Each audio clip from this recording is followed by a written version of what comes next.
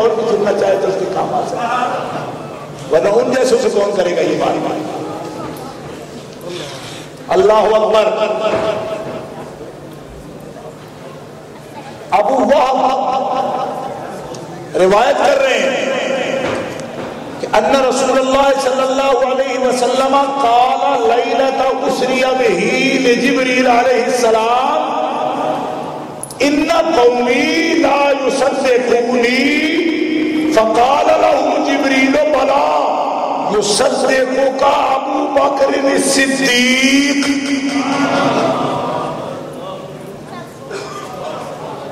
سرے آسمان عرش کے قریب حضرت جبریل امین سے جب ملاقات ہوئی تو نبی کریم علیہ السلام واپسی پر حضرت جبریل امین سے کہتے ہیں دیکھو میں تو بڑی عجائب دیکھ کے آیا ہوں،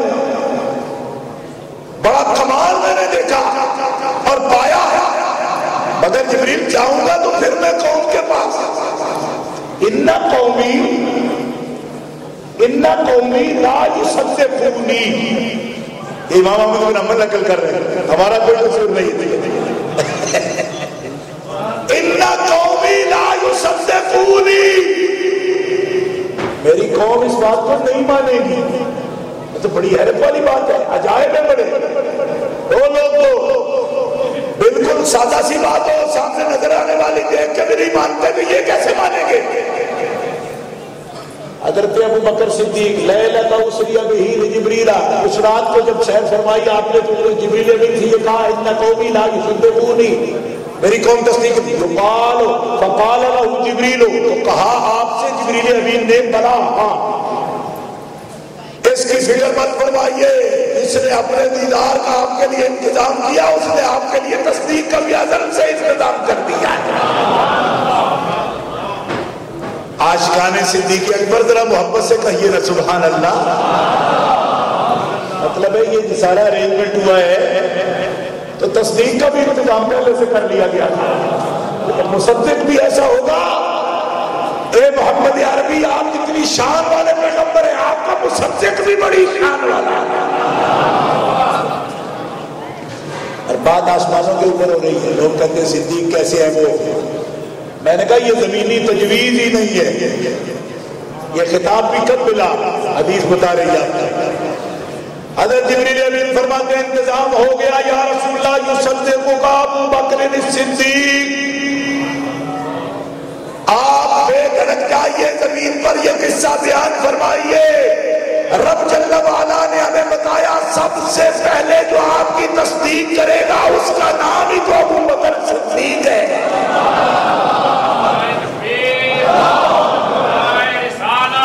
رسول اللہ یا رسول اللہ زندہ باد،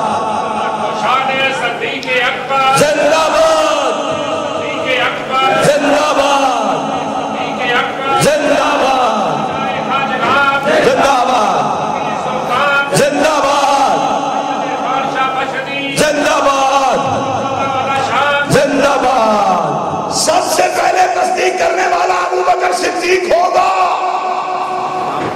سب سے پہلے۔ تصدیق اول المتصدقین ہے، اسی لیے جو سب سے پہلے سبقت لے جائے وہ صدیق اکبر ہوتا ہے، سبقت لے جانے والا صدیق اکبر ہوتا ہے پہلے سب سے۔ حضرت ابو بکر صدیق تصدیق فرمائیں گے اب معراج شریف کی صبح، عاشقان اولیاء یہ جملہ ذہن میں رکھو، معراج کی صبح۔ آج دنیا جشن معراج مناتی ہے، حق ہے، منانا چاہیے، کیونکہ نبی پاک کے معجزات میں بڑا معجزہ ہے رؤیت باری تعالیٰ کا، مگر اس پر بھی دھیان رہے کہ معراج کی صبح پہلی تصدیق کی ابو بکر صدیق نے، نبی پاک نے مسکرا کر فرمایا کہ میں معراج سے آیا ہوں، میں رب کی رؤیت کر کے آیا، اور مجھے جبریل نے کہا جو پہلی تصدیق کرے گا وہی صدیق اکبر ہوگا۔ میرے صحابہ آج سے میرے یار ابو بکر کا نام صدیق اکبر ہے۔ اللہ اللہ اللہ اللہ اللہ اللہ اللہ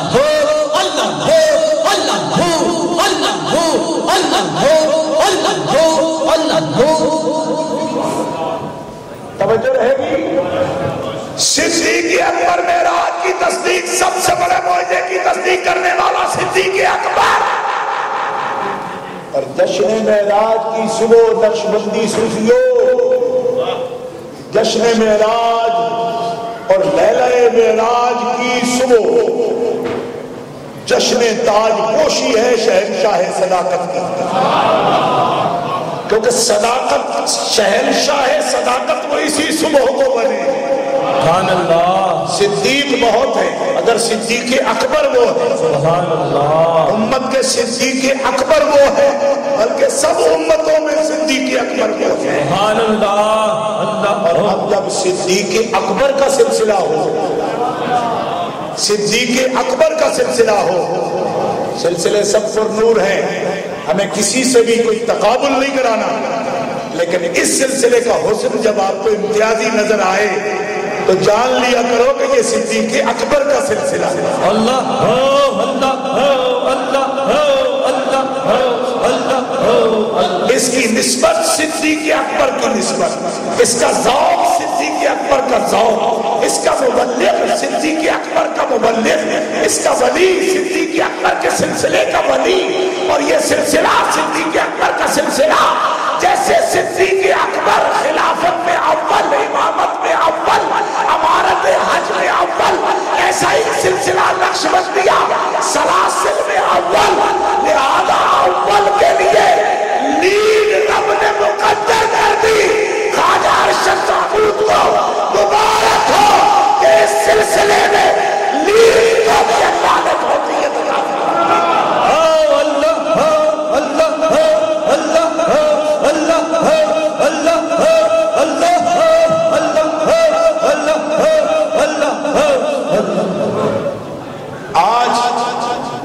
ضرورت اس عمل کی ہے کہ اللہ کے فضل و کرم سے ہماری بڑی بڑی جماعتیں ہیں، اگر ان کے درمیان بیٹھا جائے وہ کہتے ہیں کام نہیں کرتے.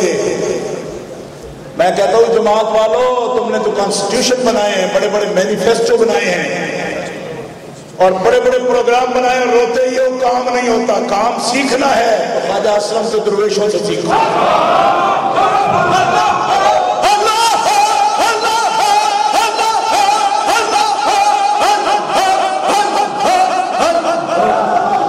کبھی بھی ان کو دستور کے لیے الجھتے نہیں دیکھا، جب بھی دیکھا کام میں دیکھا. اور کام کیا دیکھا؟ نہ غرض کسی سے نہ واسطہ، مجھے کام تیرے ہی کام سے، تیرے ذکر سے، تیرے فکر سے، تیری یاد سے، تیرے نام سے، یہ کام دیکھا ہے میں نے. جلوس جناب محمد رسول اللہ، آپ کی عظمت کے جلوس، ذکر تو خدا کا ذکر، اس کے لیے ہلکا ہے ذکر منعقد ہے. عظمت مصطفیٰ کے جلوس ہے، یار غار کی عظمت کے جلوس ہے، چار یار کے نعرے. ایک بدبخت مجھے کہنے لگا کہ اس میں کیا کام کرنے والے ہائی لائٹ نہیں ہوتے؟ میں نے کہا یہ تیری سوچ کا فرق ہے. ہائی لائٹ کیا وہ نہیں ہوتے جو گانے گاتے ہیں؟ ہائی لائٹ کیا وہ نہیں ہوتے جو فلموں میں کام کرتے ہیں؟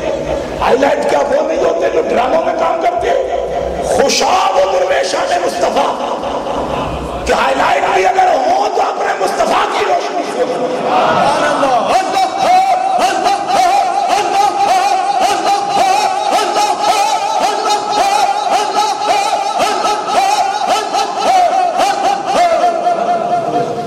اس بات پر غور کرنا، بدبخت آدمی کی نیت جب خراب ہوتی ہے تو المرء یقیس والا نفس ہی، وہ ہر ایک کو اپنے نفس پر قیاس کرتا ہے. جو بندہ نفس ہوگا وہ سب سے یہی سمجھے گا. لیکن خدا کے بندے جس کا اپنا رنگ ہی کوئی نہ ہو، رنگ ہو تو مصطفیٰ کا، صورت ہو مصطفیٰ کی، سیرت ہو مصطفیٰ کی، پیغام ہو مصطفیٰ کا، ہلکا ذکر ہو خدا کا، یاد ہو مصطفیٰ کی، اور نام ہو چار یار کا، دستور ہو یہی، منشور ہو یہی، اغراض ہو یہی، آبجیکٹس ہو یہی، مقاصد ہو یہی. اگر ایسے مقاصد تمہیں نظر آ رہے تو جان لو یہ ہلکا خواجہ صوفی محمد اسلم.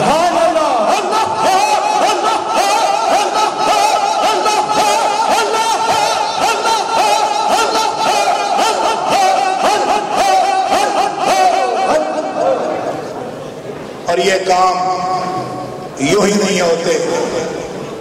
میں احادیث طیبہ کی روشنی میں آپ سے عرض کرتا ہوں، ایک داعیہ آپ سے محرک، جو بندے کے اندر کوئی مومنٹ پیدا کرتا ہے، تحریک پیدا کرتی ہے چیز، محرک. ایک داعیہ بھی اس کی رحمت کا اشارہ نہ ہو تو بندے کے دل میں نہیں ہو سکتا. ایک دو نہیں، اس پر میں 10 احادیث پیش کر سکتا ہوں. رحمت کا اشارہ نہ ہو تو ایک داعیہ بھی بندہ پیدا نہیں کر سکتا. کیوں؟ کہ کفر و شرک اور معصیت کے داعیے بہت ہوتے ہیں، لیکن اس کی یاد کا داعیہ اس کی یاد کے بغیر نہیں آ سکتا. لہذا خوش نصیب ہو کہ جن کی زندگی کا مشن ہی یاد خدا ہے، یاد مصطفیٰ ہے، اور پھر ان کی قبر کو کروڑوں سلام ہے، ان کی عظمت کو سلام ہے جنہوں نے یہ دھن لگا دی. سبحان اللہ.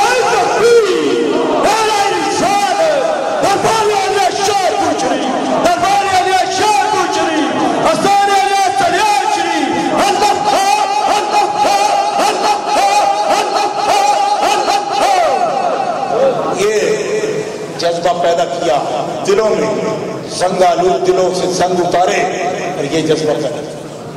الحمدللہ یہ جذبہ، اس جذبے سے قیمتی کوئی شے ہے. میں خدا کی قسم اٹھا کر کہتا ہوں کہ یاد خدا کے جذبے سے قیمتی کائنات میں کوئی چیز نہیں ہے. 1.25 لاکھ انبیاء کرام کا یہی مشن ہے. آپ سمجھتے ہو نا کہ یہ ہم کس مشن پر ہیں؟ یہ آپ کا مشن نہ انبیاء کا مشن ہے، یہ رسول اعظام کا مشن ہے. کیونکہ یہی داعیہ پیدا کرنے کے لیے زندگیاں لگائی ہیں انبیاء کرام، رسول اعظام نے، صحابہ کرام نے، اہل بیت اطہار نے. یہی مشن ہے جس کے لیے کربلا والے جائے. یاد خدا دلوں میں بسانا. اور اس دنیا میں، اس دیش میں میں سمجھتا ہوں یہ اور بھی مشکل ہے. کیوں؟ یہاں اوریانی کا ماحول ہے، فوجی کا ماحول ہے. یہاں ایک بہت ہی ملٹی کلچر معاشرہ ہے اور اس کی جو بھی اثرات ہیں. لیکن جب بھی کوئی صوفی جلوس پہ آئے یا جلوس کے لیے آئے، اگر کسی غلط جگہ پہ نظر پڑے اس کی آنکھ جھکا لے، جس ادب نے اس کو آنکھ جھکانے پہ مجبور کیا مشہدی، اس ادب کو بھی سلام کرتا. وہ کیا مرشد کامل ہے جس نے یہ ادب سکھایا کہ جلوہ مصطفیٰ دیکھنے والی آنکھ دنیا کے جلوے نہیں دیکھتی.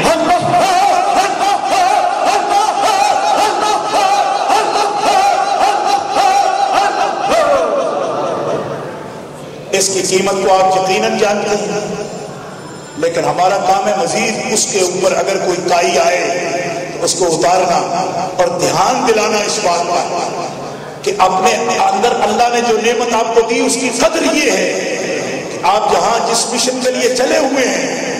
میں کیا عرض کروں کہ منتخب لوگ ہوتے ہیں رب تعالیٰ جن کو یہ لگن عطا فرماتا ہے. یہ عام لوگ نہیں ہوتے.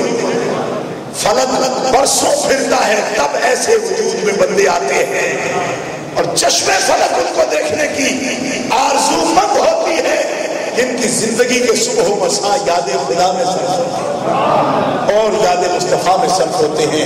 اللہ تعالیٰ آپ کو اور ہمتیں عطا فرمائے، استقامت عطا فرمائے، تا قیامت ان مجلسوں کو اسی طرح آباد رکھے. اور قیامت کے دن تو یقیناً یہ مجلس اس لواء الحمد کے سائے میں لگے جمے گی جہاں ہمارے صوفیاء سب موجود ہوں گے. قرآن مقدس کی تعلیمات بتاتی ہیں اور ان اپنے مشائخ کے سائے میں جن کا شجرہ پڑھتے ہو نا بار بار، آج بھی شجرہ شریف پڑھا گیا، ان کے ساتھ ساتھ ان کے جلوس میں سیدنا صدیق اکبر کے علم کے سائے میں سرکار کی اس محفل میں حاضری ہوگی جس سائے میں تمام انبیاء بھی موجود ہیں اور رسول اعظام موجود ہوں گے. ان کی پچھلی صفوں میں ہم غلام بھی موجود ہوں گے اور اس طرح قافلہ ہوگا رواں قافلہ سالار. ہم سرے حشر چلیں گے شاہ ابرار کے ساتھ اور قافلہ ہوگا رواں قافلہ سالار. اور اس طرح اللہ کی رحمت و رضوان آپ کو نصیب ہوگی. اللہ کا الحاکمین جل وعلا ان برکتوں میں، سعادتوں میں اور اضافہ